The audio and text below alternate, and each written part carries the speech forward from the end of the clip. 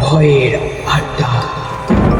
যারা এখানে আসবে তাদের সমাপ্তি হবে অন্ধকারে। হ্যালো বন্ধুরা, ওয়েলকাম ব্যাক ভয়ের আড্ডার নতুন একটি এপিসোডে। তো আজকে যে ভাই আমাদেরকে ঘটনা পাঠিয়েছে, দিল্লি থেকে পাঠিয়েছে। তো ব্যক্তিগত কারণে আমরা সেই ভাইয়ের নাম গোপন রাখছি। তো আজকে এপিসোড নম্বর 11-তে আমরা এক মর্মান্তিক ঘটনার কথা বলতে চলেছি। তো চলো বেশি কথা না বাড়িয়ে ঘটনায় যাওয়া যাক।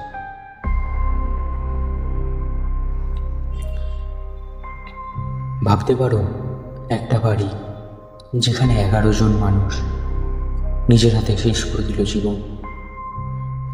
না কোনো জোর, না কোনো ঝগড়া, শুধু এক অদ্ভুত বিশ্বাস যা শেষ করে দিল এক গোটা পরিবারকে। আজ আমি তোমাদেরকে শোনাবো ভারতের সবচেয়ে শীতল করে দেওয়া সত্য এক ভৌতিক ঘটনা। এই ঘটনাটি দিল্লিতে ঘটেছিল। তো চলো বেশি কথা না বাড়িয়ে ঘটনায় যাওয়া যাক। 1 জুলাই 2018, দিল্লির বুরাটি এলাকায় নিস্তব্ধ সকাল। রাস্তাগুলো ভাঙা, কুয়াশা ভাসছে হালকা। পাশের দোকানদার বারবার ভাটিয়া পরিবারের দোকানের শাটার খোলার চেষ্টা করছে, কিন্তু ভেতর থেকে কোনো আওয়াজ নেই। লোকজন জড়ো হলো, দরজায় কড়া নাড়ল, চিৎকার করলো, কেউ সাড়া দিল না।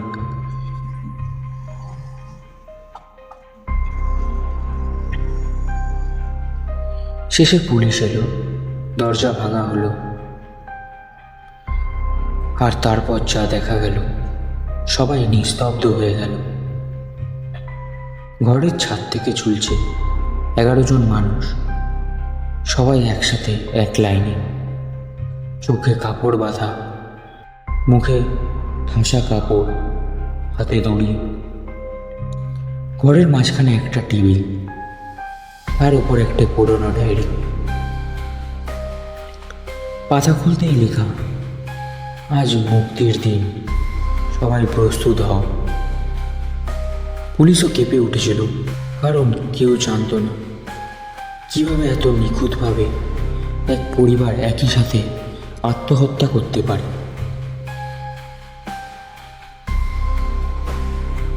তদন্ত শুরু।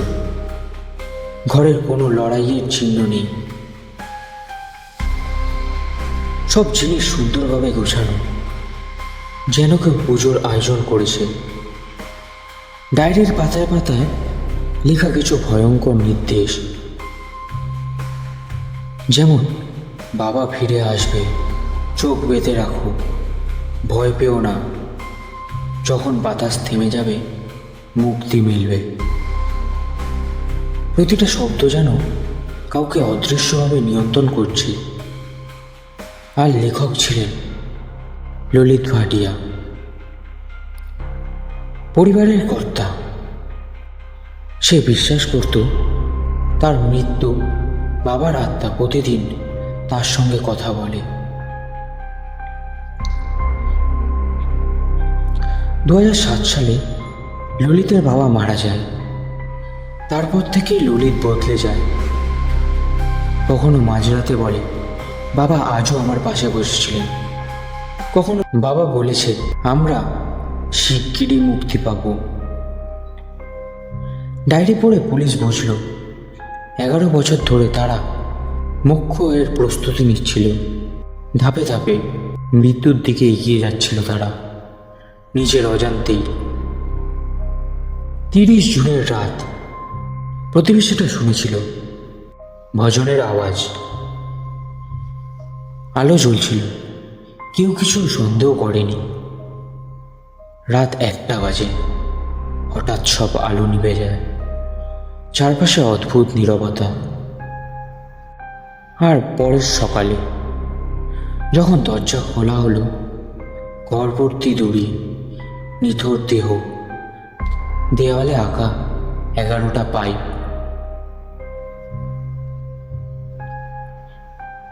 ঘরের ছাদে ছিল 11টা লোহার পাইপ, ঠিক সেই জায়গায় যেখানে তারা ঝুলেছিল।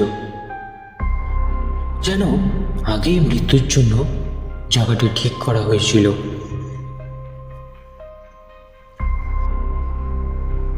এক কোণে রাখা প্লাস্টিক ভর্তি জল আর কিছু রুটি, ডায়েরিতে লেখা বাবা এলে এগুলো ছোবেন, কিন্তু কেউ আর কখনো আসবে না। পুলিশ বলেছিল এটা মাস হাইপনোসিস, এক ধরনের মানসিক নিয়ন্ত্রণ, যেখানে এক পরিবার অন্ধবিশ্বাসে আত্মসমর্পণ করেছিল। কিন্তু আশেপাশের লোকজন আজও বলে রাতে সেই বাড়ির জানলার পাশে কিছু নড়াচড়া হয়, দড়ি দুলতে থাকে হাওয়া না থাকলে। অনেকে শপথ করে বলেছে মাঝরাতে ওই বাড়ির ভেতর থেকে মন্ত্রোচ্চারণের আওয়াজ ভেসে আসে। আর কখনো কখনো জানলার ফাঁক দিয়ে দেখা যায় এক জোড়া চোখ এক দৃষ্টিতে তাকিয়ে আছে।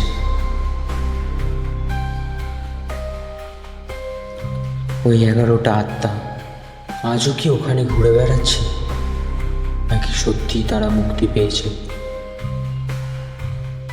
তুমি যদি কোনোদিন বুড়াইয়ের ওই বাড়ির সামনে দিয়ে যাও, তবে একটু থেমে তাকিও, কারণ হয়তো কেউ তোমার দিকে তাকিয়ে আছে। তো বন্ধুরা, এই ছিল আজকের ঘটনাটি কেমন লাগলো কমেন্ট করে জানিও। আর যদি ভালো লেগে থাকে তো লাইক কমেন্ট সাবস্ক্রাইব করতে ভুলো না।